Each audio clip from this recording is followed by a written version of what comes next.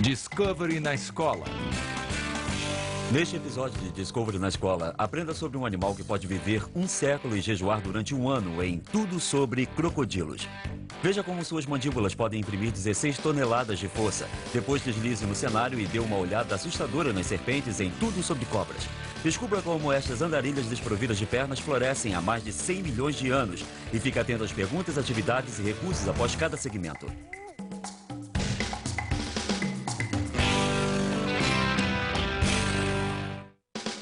Pense nisso antes de assistir Tudo sobre Crocodilos. O que você sabe sobre a espécie de animais conhecida como répteis? Enquanto assiste ao programa, preste atenção nos diversos animais dessa espécie, como o jacaré e o crocodilo. Observe como os crocodilos criam seus filhotes, digerem o alimento e usam seus sentidos especializados para sobreviver. Discovery na Escola apresenta Tudo sobre Crocodilos.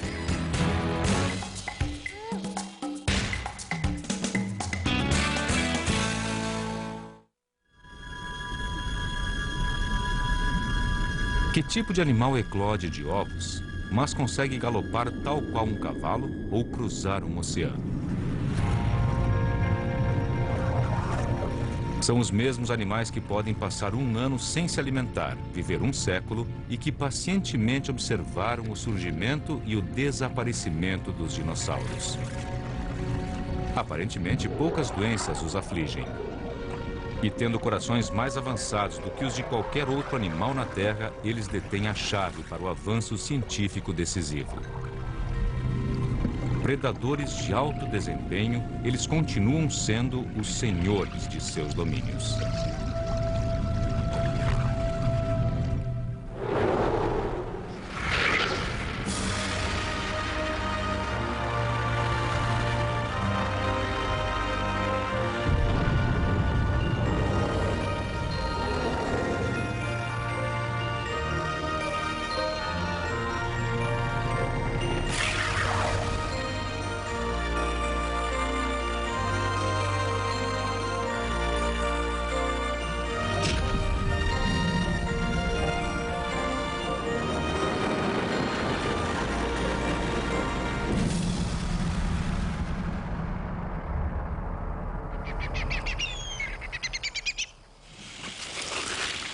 Estes são os maiores predadores répteis do mundo. Podem pesar mais de 1 tonelada. Seu design avançadíssimo precisou de poucas alterações em aproximadamente 250 milhões de anos.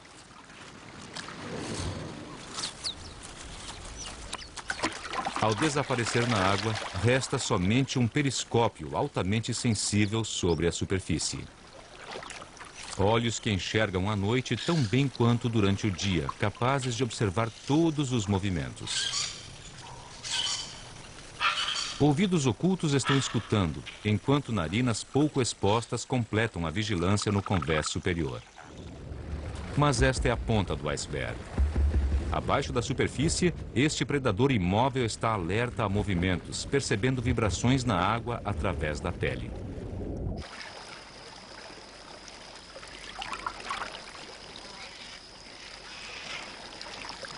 Na hora de mergulhar, as escotilhas se fecham.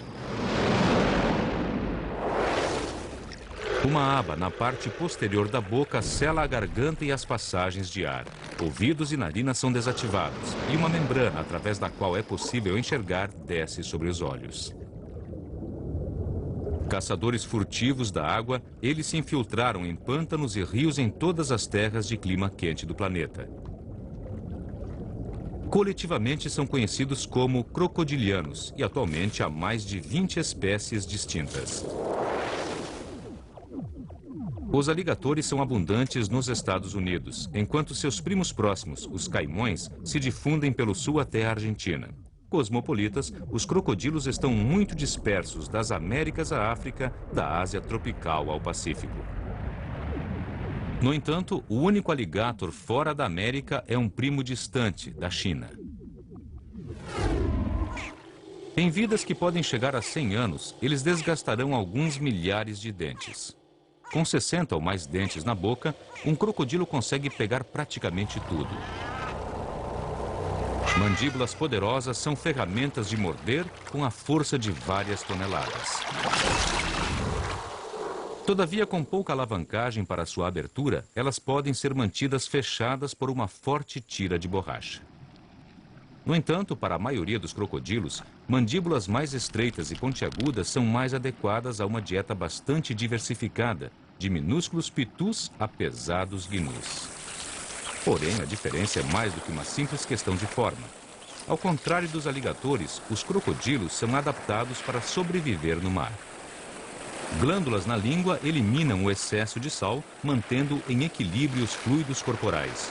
Os crocodilos podem viajar contornando linhas costeiras em busca de novos rios, sendo que alguns vão mais longe.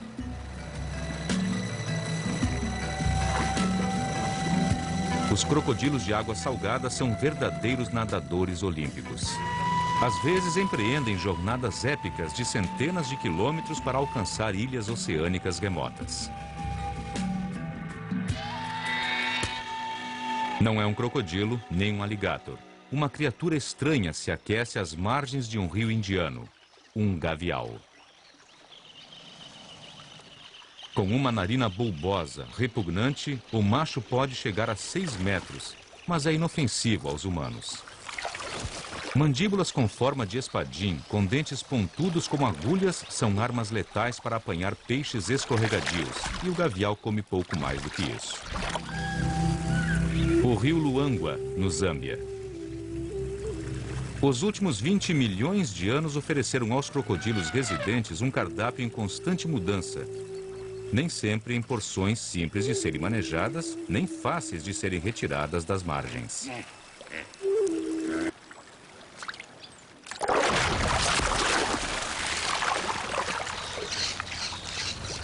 Perdeu por uma fração de segundo.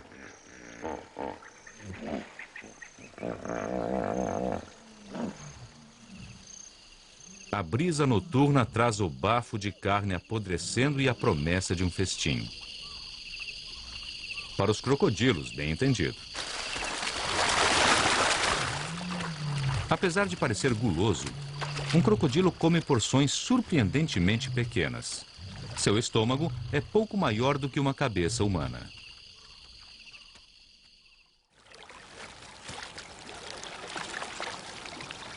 Amanhece, e os crocodilos só têm uma coisa em mente.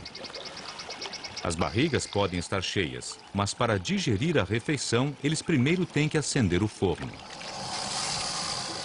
Como todos os répteis, eles só funcionam quando estão aquecidos. A comida literalmente apodrecerá dentro de um crocodilo frio. Então, neste caso, o banho de sol é realmente uma necessidade saudável.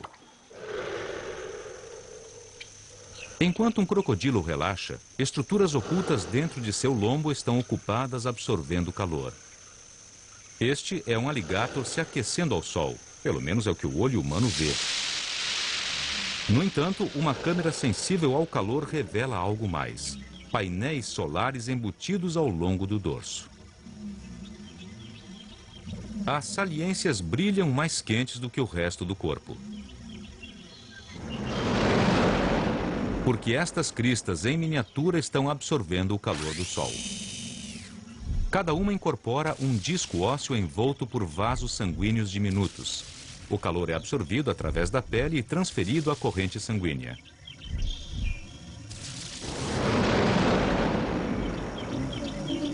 A temperatura de conforto máximo para a maioria dos crocodilos está ao redor de 32 graus centígrados. Se fica mais quente, eles simplesmente vão para a sombra ou para a água.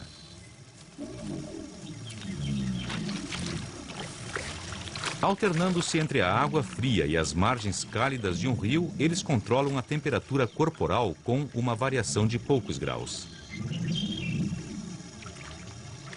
Está fora de moda chamá-los de sangue frio. Agora sabemos que os crocodilos gostam de se manter quentes.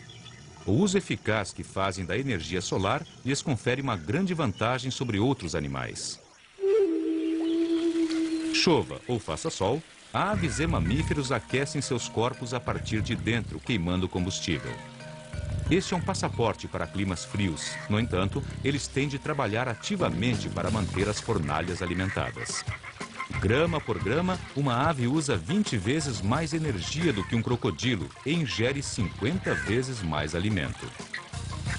Para um alligator que se aquece ao sol, a vida de uma ave deve parecer um extenso frenesi de alimentação. Retirar calor gratuito do sol diminui as necessidades alimentares do alligator. Dependendo de suas reservas de gordura, crocodilos grandes podem deixar de se alimentar por um ano inteiro. Esses caras já eram ecologistas ativos muito antes da ecologia virar moda.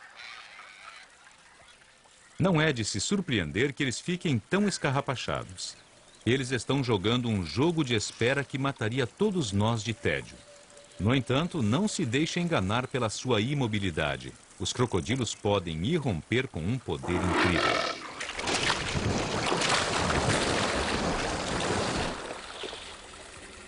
Em terra, eles também conseguem andar lentamente por quilômetros à procura de água se o seu córrego moradia secar. Aqui, eles caminham mais com a andadura elevada de 4 pernas de um mamífero do que esparramados ou coleando como um réptil. Mas essa forma avançada de movimento não é dos mamíferos nem dos répteis. É exclusiva dos crocodilos.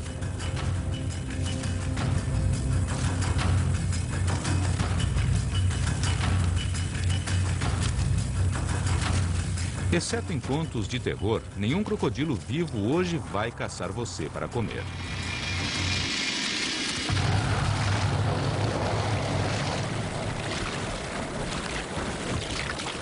No entanto, foi assim que os crocodilos deram início à sua carreira evolutiva há 200 milhões de anos.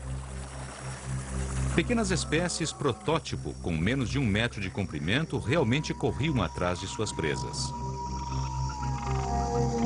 Projetos posteriores chegaram a incorporar dedos curtos e grossos semelhantes a cascos.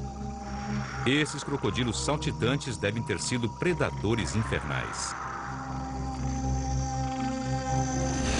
Mas foram as mandíbulas alongadas e a dissimulação do caçador que senta e espera, espreitando a margem, que provaram ser o design vitorioso.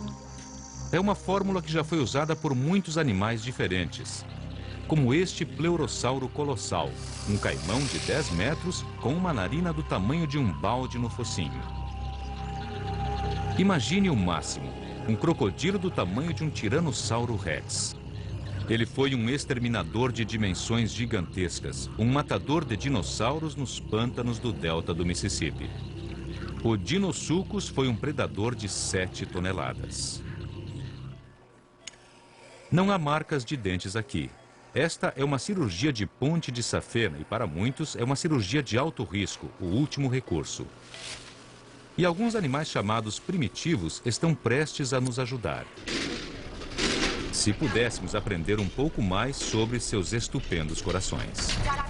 Doutor Silbeck, sala 5. Doutor Silbeck, sala 5.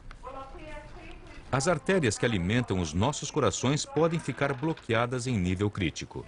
Apenas uma ponte de safena pode nos salvar. Agora, os cientistas estão investigando o coração do alligator porque ele consegue fazer desvios em suas próprias artérias. Imitando este feito notável, certamente poderíamos salvar mais corações humanos. Os crocodilos parecem ter os corações mais avançados do mundo. Eles foram um mistério zoológico por mais de um século. Agora, finalmente, estamos começando a descobrir seus segredos espantosos.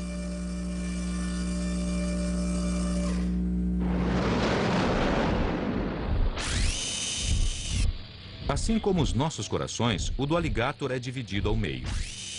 Um lado bombeia o sangue para os pulmões, onde ele absorve oxigênio novo. O outro lado recebe o sangue oxigenado e o envia a todo o corpo. Até agora, tudo bem. A mágica começa quando o alligator mergulha e não pode reabastecer os pulmões. Regulando seu conjunto exclusivo de válvulas, o coração desvia o sangue dos pulmões e o recicla diretamente para o cérebro e outros órgãos vitais. Ótimo, mas isso é apenas parte da história. O próprio sangue tem uma capacidade surpreendente de liberar oxigênio muito maior do que o sangue de outros animais mergulhadores. Sob a água, o alligator também pode interromper o suprimento de sangue aos músculos, reduzindo os batimentos cardíacos para 1 ou 2 por minuto e simplesmente esperar. Em posição de espera, ele pode espreitar aqui durante algumas horas. Todavia, segundos após voltar a respirar, o coração retoma velocidade, restaurando o funcionamento normal de pulmões e músculos.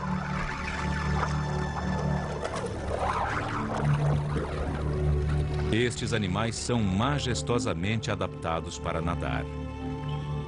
O impulso à frente é fornecido pela cauda potente. Pernas alinhadas ao corpo,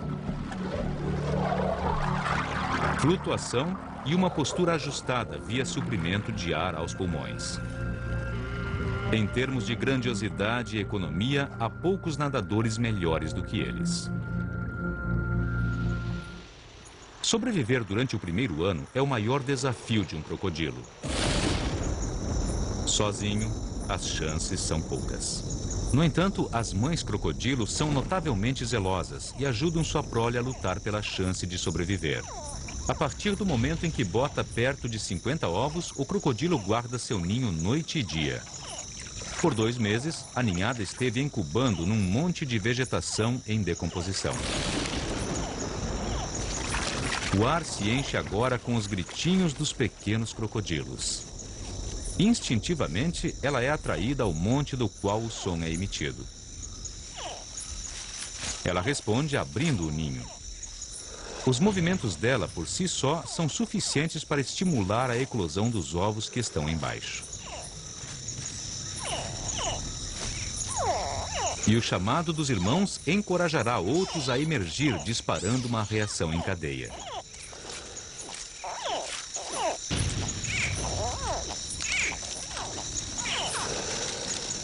O avolumar do corpo desperta seu instinto maternal. Usando suas poderosas mandíbulas, com delicadeza extrema, ela leva a prole à água. Aqui, a gangue permanecerá junta, formando uma creche sob o olhar atento da mãe. Eles ficam em contato através de guinchos baixos. Eles estarão mais seguros se permanecerem juntos.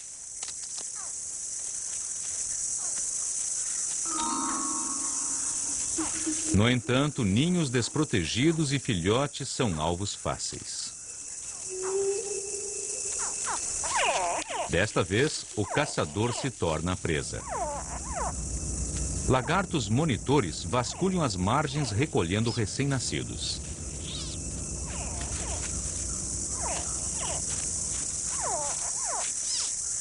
Eles podem dizimar colônias inteiras de ninhos rapidamente.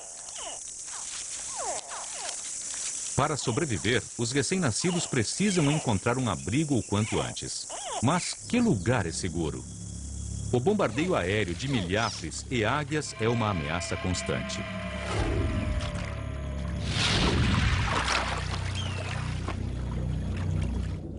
Uma escapada por um triz.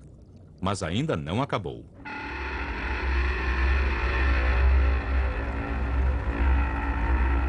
Para um recém-nascido, uma barramunda é como um grande tubarão branco. Durante o primeiro ano, 9 entre cada 10 filhotes morrerão. E o verdugo, acredite se quiser, é o inimigo interno. Crocodilos adultos de ambas as espécies caçam implacavelmente os filhotes de outros. Os números finais mostram que o índice de sobrevivência é inferior a 1%. Isso é canibalismo em alta escala. Mesmo assim, nos grandes pântanos da Austrália setentrional, os crocodilos florescem. Muitos foram caçados até os anos 70 e seus números decaíram consideravelmente. Mas, ironicamente, a própria escassez de adultos saqueadores permitiu que novas gerações de crocodilos sobrevivessem e crescessem sem serem molestadas. São os sobreviventes mais tenazes. Os próprios cientistas se surpreenderam com a habilidade deles para se reequilibrar. No entanto, com tantos crocodilos por aí, há um risco crescente de ataques a pessoas.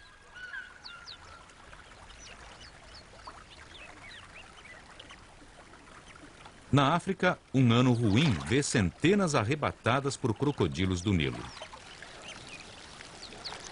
Aquilo que nos assusta inspira respeito e até reverência. Tudo indica que ninguém venerou os crocodilos com tanta devoção quanto os antigos egípcios.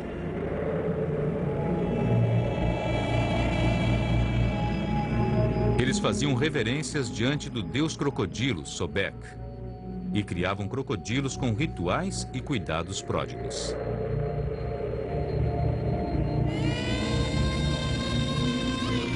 Quando seus crocodilos morriam, eram preservados para a vida eterna. Não obstante, por uma estranha reviravolta no destino, foram os crocodilos que trouxeram os antigos de volta à vida. Na virada do século, houve uma escavação arqueológica em Fayum do Sul. Eles estavam escavando um cemitério e é claro que os trabalhadores esperavam encontrar objetos preciosos no cemitério. Os trabalhadores sempre ansiavam por ouro. Quando abriram um dos sarcófagos, o que eles encontraram não foi ouro, nem mesmo múmias humanas, e sim múmias de crocodilos. Um trabalhador ergueu sua pá com raiva e bateu com ela no crocodilo. E o que havia dentro? Papel antigo fora usado para encher e formar o invólucro desse crocodilo. Reordenando-o novamente e o relendo, fomos capazes de reescrever a história daquele período. And from putting it together again and reading it, we're able to rewrite the history of this period. E para a historiadora, a doutora Dorothy Thompson, esses arquivos escondidos focalizaram nitidamente um aspecto específico do Antigo Egito. Nos últimos anos do domínio romano no Egito, eles transformaram a apresentação de crocodilos aos visitantes em cerimônia elaborada. Em dias festivos especiais, crocodilos eram enfeitados com joias e todo tipo de adornos que podiam ser alimentados com bolos, biscoitos e uma bebida especial feita de vinho e mel. E há rumores sobre um sacerdote que chegou a abrir as mandíbulas do crocodilo para forçá-lo a engolir a comida. Acho que algumas vezes os crocodilos podem ter sido alimentados em excesso por turistas entusiasmados. Sob as várias formas que assumiram, os crocodilos sempre foram predadores dominantes, antes mesmo dos dinossauros. Ninguém imagina como os crocodilos se adaptarão aos próximos 100 milhões de anos. Mas uma coisa é certa: esses animais não estão desaparecendo. E no futuro que podemos prever, não há concorrentes perigosos para o título dos pesos pesados: o rei do pântano.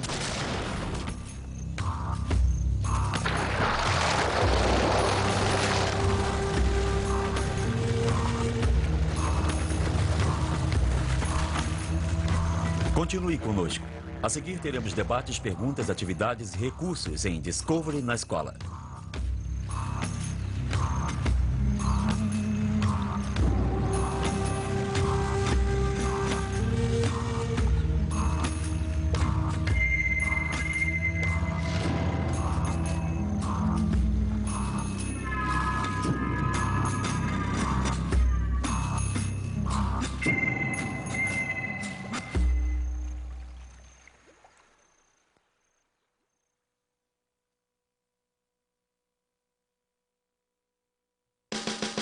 Agora que você já assistiu tudo sobre crocodilos, fale sobre isso. As fêmeas de crocodilo geram até 10 filhotes de cada vez, mas 9 deles morrem durante o primeiro ano. Debata por que animais que produzem um grande número de filhotes não superpovoam o meio ambiente, enquanto outros animais conseguem sobreviver gerando apenas uma cria. Agora tente isso. Faça uma lista com as características físicas e comportamentais que tornam um crocodilo uma espécie tão bem-sucedida e de vida tão longa. Crie um diagrama que mostre e descreva essas características notáveis. Para aprender mais, Discovery na Escola sugere Crocodilos, História Natural e Preservação, neste endereço da internet. Peça que sua bibliotecária o ajude a explorar os muitos recursos que sua biblioteca tem a oferecer.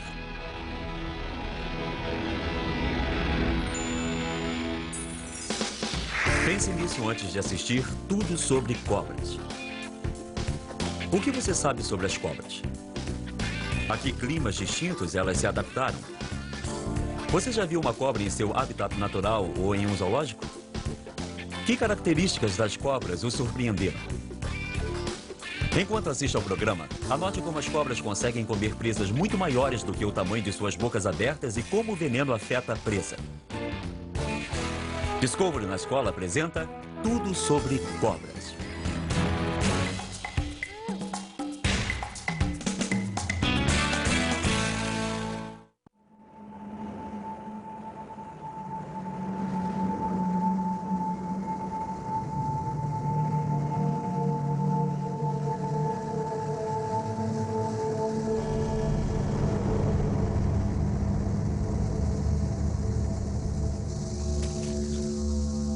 No calor extenuante do deserto australiano, uma cobra aterradora caça sua presa.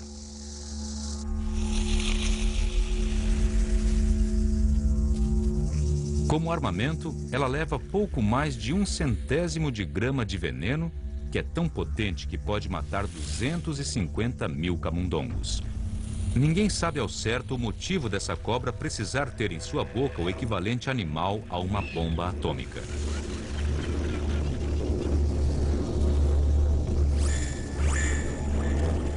Mas, sem os membros e patas dos outros predadores, as cobras tiveram que encontrar outras formas para garantir a morte de suas presas.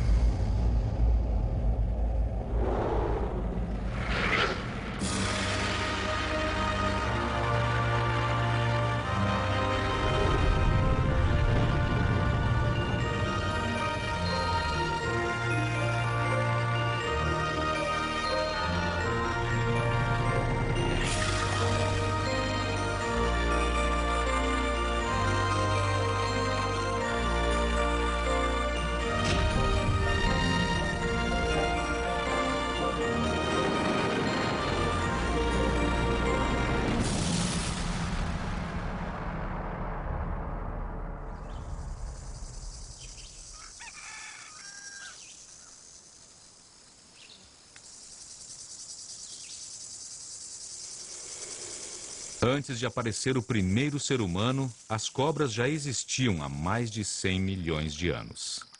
Excetuando-se as regiões polares e umas poucas ilhas, elas se espalharam por todo o mundo.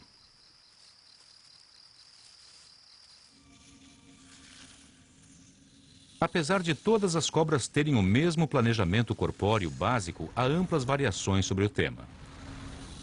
Chegando a medir perto de 9 metros de comprimento, a jiboia verde é quase 10 vezes mais comprida do que a cobra rateira típica. Pesando 200 quilos, é 7.000 vezes mais pesada do que a cobra cega, que pertence à família que inclui a menor cobra do mundo.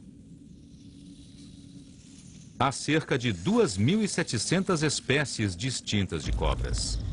70% nascem de ovos.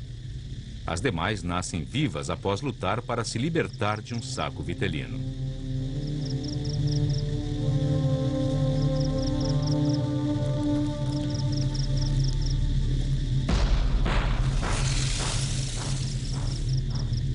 Presas e veneno são encontrados apenas em 1/4 de todas as cobras conhecidas.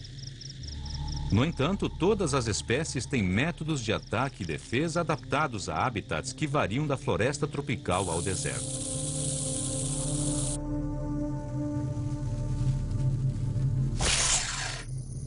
Esta é a cauda da cobra cantal.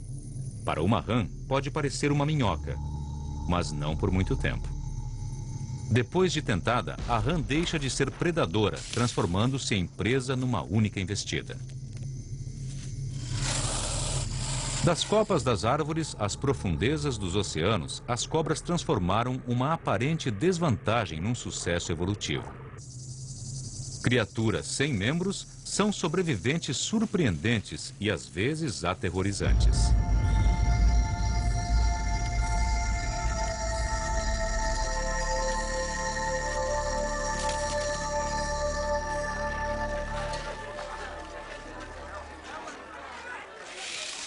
No reino dos sentidos, as cobras parecem particularmente mal equipadas. Esta naja não está realmente hipnotizada pela música do encantador de serpentes. Na verdade, ela não a ouve como nós. Desprovida de um ouvido externo e com um ouvido médio pouco desenvolvido, ela capta vibrações apenas quando a mandíbula inferior está em contato com o solo. Tendo visão relativamente pobre, a naja fixa o olhar no movimento. Sua visão, assim como a da cascavel, é complementada por dois sensores de calor côncavos logo abaixo dos olhos, chamados de fossetas.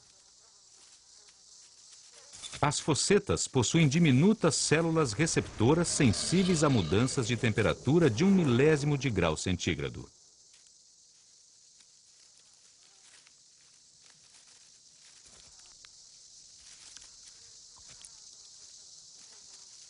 Em seu habitat desértico, a cascavel consegue distinguir a brisa cálida do calor emitido por sua presa em potencial. O cérebro recolhe essa informação e a combina com imagens visuais para localizar a presa com exatidão. Ela é tão precisa que, quando ataca, tem um índice de quase 100% de sucesso. A importância da visão varia muito entre as espécies de cobra. A cobra cega tem um olho degenerado que é apenas uma célula receptora de luz.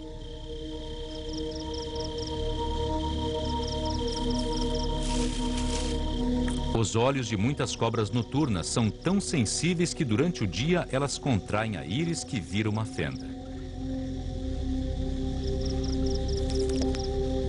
A maioria das cobras é incapaz de focalizar os olhos como nós fazemos. Em vez disso, elas movem as lentes para dentro e para fora, assim como uma câmera. As cobras podem testar o ar e os odores que ele transporta.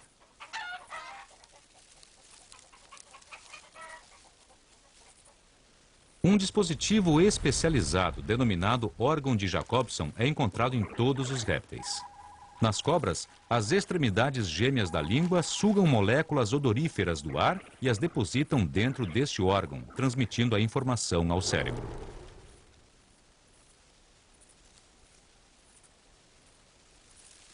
Por isso, apesar da visão relativamente pobre, o órgão de Jacobson da cobra rateira permite que ela rastreie um camundongo com rápidas chicotadas da língua.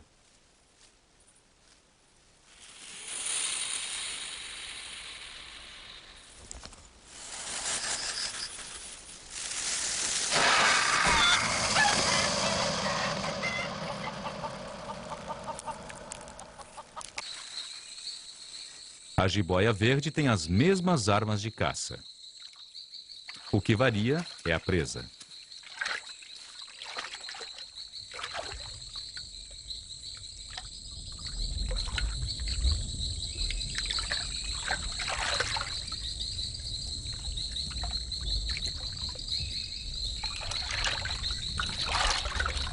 Dificilmente um camundongo satisfaria a fome de uma jiboia de 9 metros de comprimento, mas um caimão anão, sim. Esse parente do alligator é um desafio imponente. A jiboia não desanima.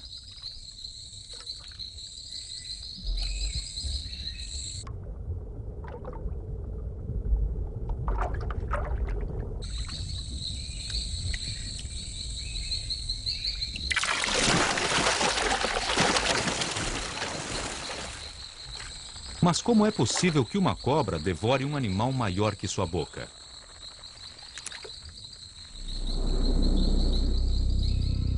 Um avanço nos primórdios da evolução das cobras foi a reconstrução de suas cabeças. Os ossos da mandíbula e do crânio passaram a se manter unidos por ligamentos elásticos em vez de estarem firmemente presos uns aos outros. Isso permitiu às cobras distender as mandíbulas e expandir a capacidade das bocas.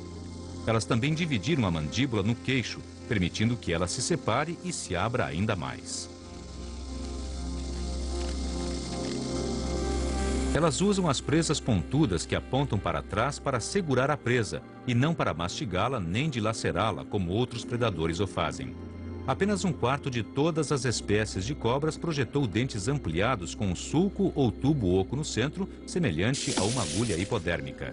Com eles, elas podem injetar veneno.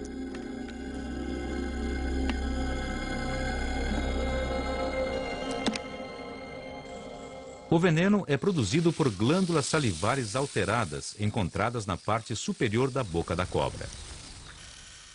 O veneno é uma mistura de proteínas capaz de destruir tecidos ou atacar funções nervosas e musculares.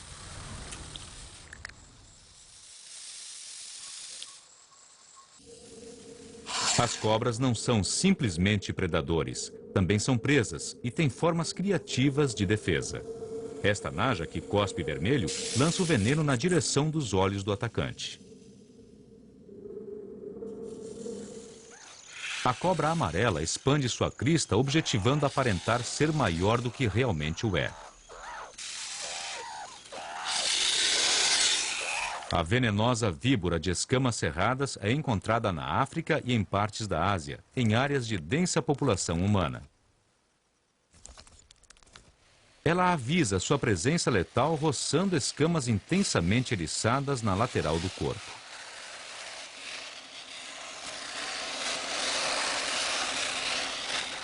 Mas como você pode se defender se é uma cobra inofensiva? Você aparenta ser o que não é. Com uma forma corporal tão simplificada, é fácil para as cobras aparentar com grande êxito ser uma outra coisa.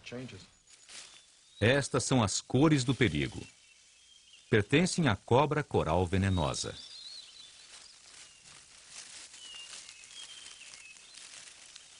Já estas cores pertencem a cobras conhecidas como cobras corais falsas. Um velho ditado norte-americano diz: vermelho e preto sem veneno, vermelho e amarelo, morte certa.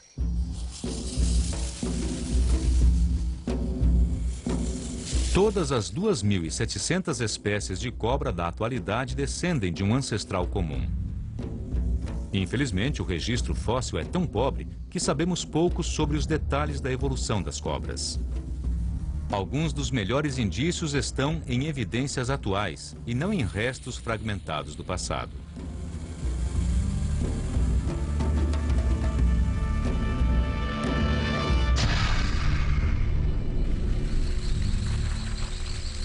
Pense na sucuri. Até recentemente, e por não ser facilmente encontrada, ela não era muito compreendida. Dean Ripa teve êxito na procriação da surucucu e atualmente tem 40 espécimens em cativeiro. A experiência de Dean com essas cobras o levou a crer que pode haver mais de uma espécie. Estudando suas próprias cobras, ele começou a suspeitar que as sucuris sul-americana e a centro-americana são totalmente diferentes, levando em conta variações na estrutura corporal. Em Berkeley, Harry Green e Kelly Zamudio estavam testando uma ideia semelhante.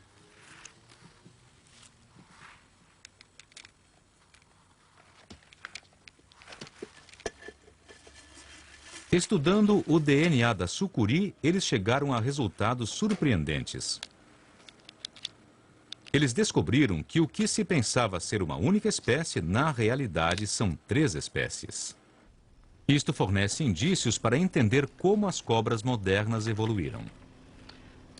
Na tela temos as sequências de 3 cobras e embaixo temos as 2 formas da América Central e acima temos a forma sul-americana. E coloquei essas 3 em cima apenas para comparar, porque olhando o DNA aqui, olhando as sequências, podemos ver que há uma grande semelhança entre as 2 formas centro-americanas. Porém, há uma grande diferença entre as 2 formas centro-americanas e a forma sul-americana. Mas as 2 formas centro-americanas não são idênticas. Passando pelo DNA aqui, pode-se ver que também há algumas diferenças. Não tantas quanto em relação às formas sul-americanas, mas também há algumas diferenças entre as 2 formas centro-americanas. A partir daí, podemos reconstruir uma árvore evolutiva que indica claramente o relacionamento entre as subespécies e a história evolutiva da espécie como um todo. As sucuris sul-americanas foram separadas das da América Central pela elevação dos Andes há mais de 12 milhões de anos. Depois, uma cadeia de montanhas que percorre o centro do que hoje é a Costa Rica separou as sucuris centro-americanas, acarretando a evolução de 3 espécies isoladas de cobras. A origem das cobras é um pouco obscura. O certo é que ocorreu há mais de 100 milhões de anos. Temos hoje certeza de que as cobras surgiram de um grupo de lagartos.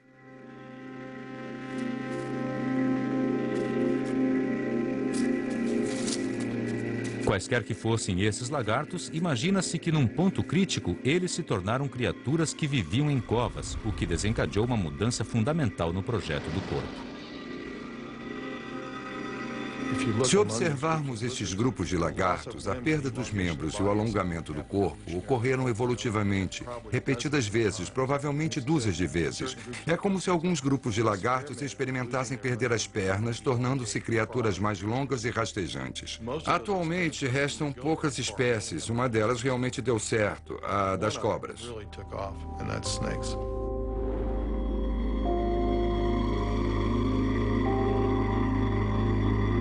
Os restos dessa experiência bem-sucedida podem ser vistos perto da cauda deste esqueleto de jiboia.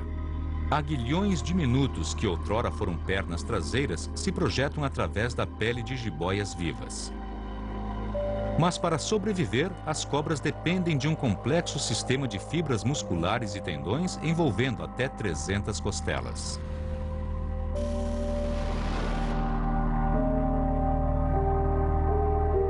Curvar determinados músculos permite que as cobras se movam de diversas formas.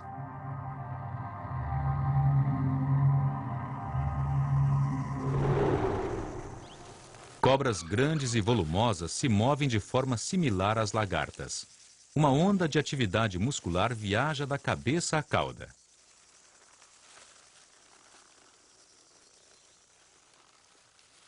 Denominada locomoção retilínea, ela consiste em segurar o chão com as extremidades das escamas abdominais e se arrastar para a frente. As escamas ventrais são escamas abdominais grandes e planas.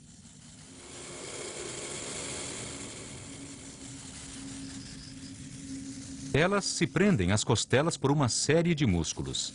Atuando em conjunto com outras escamas abdominais, elas funcionam como a banda de rodagem de um pneu, possibilitando o movimento de arrastar.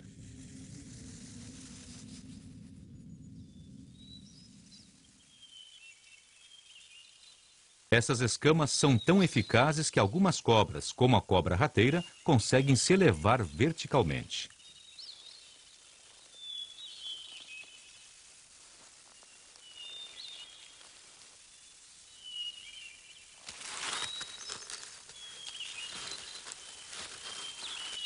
As escamas das cobras são, na verdade, parte da pele, não sendo um simples revestimento.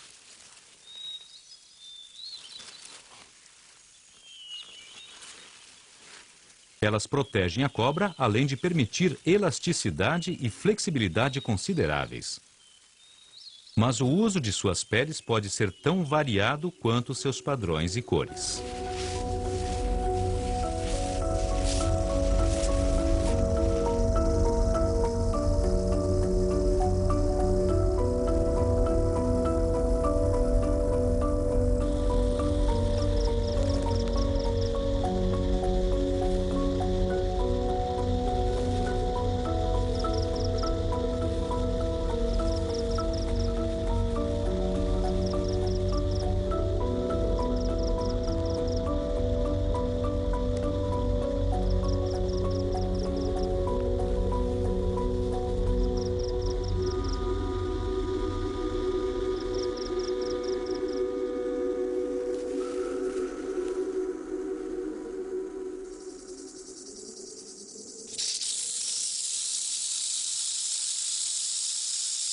As cobras mudam de pele constantemente.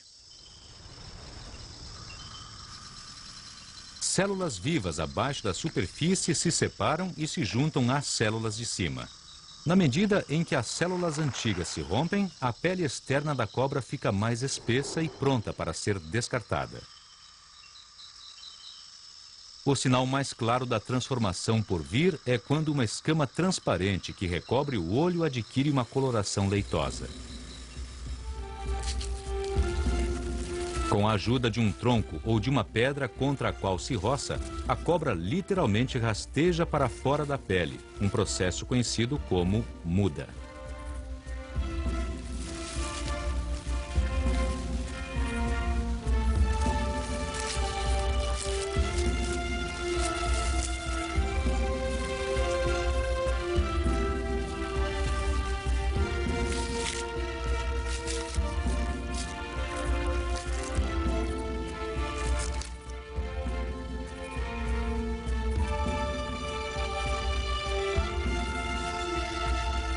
Na pele abandonada, restam apenas indícios desvanecidos do padrão e da coloração. As células pigmentares, que geralmente dão às cobras cores brilhantes, permanecem na própria cobra.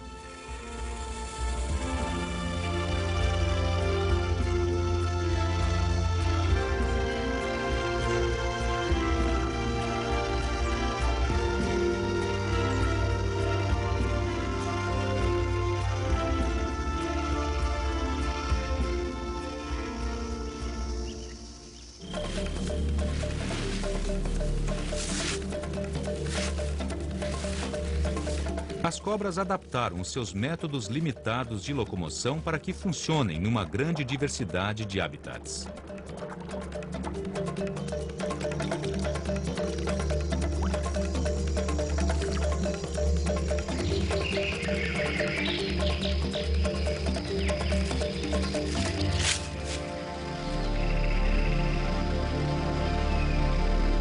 Através de sua evolução singular, as cobras provaram que não é necessário ter membros para correr, subir, pular ou nadar.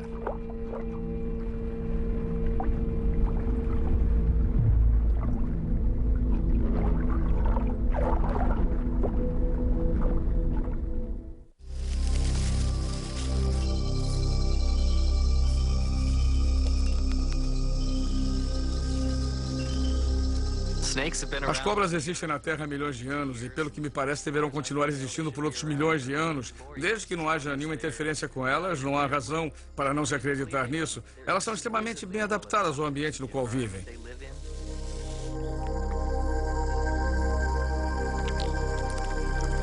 Se tiverem oportunidade, continuarão existindo por milhões de anos.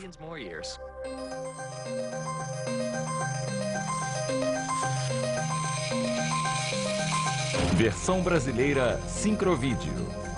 Continue conosco. A seguir teremos debates, perguntas, atividades e recursos em Discovery na Escola.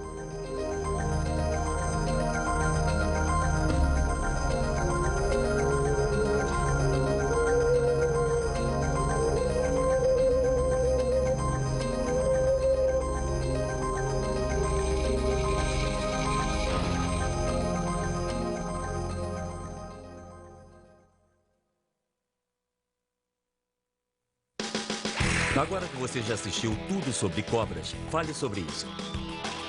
Os ossos da mandíbula e do crânio das cobras são mantidos unidos por ligamentos elásticos, que se separam, permitindo que a cobra engula presas grandes. Debata como essa adaptação possibilitou que a espécie florescesse sem o uso de pernas ou dentes. Que outras características permitem que as cobras sobrevivam? Agora pense nisso. Pesquise o uso simbólico de cobras na religião, na arte e na cultura popular. Depois faça uma apresentação breve sobre as suas descobertas. Explique por que os símbolos têm significados específicos. Para aprender mais, Discovery na Escola sugere HapLink, neste endereço na internet. Peça que sua bibliotecária o ajude a explorar os muitos recursos que sua biblioteca tem a oferecer.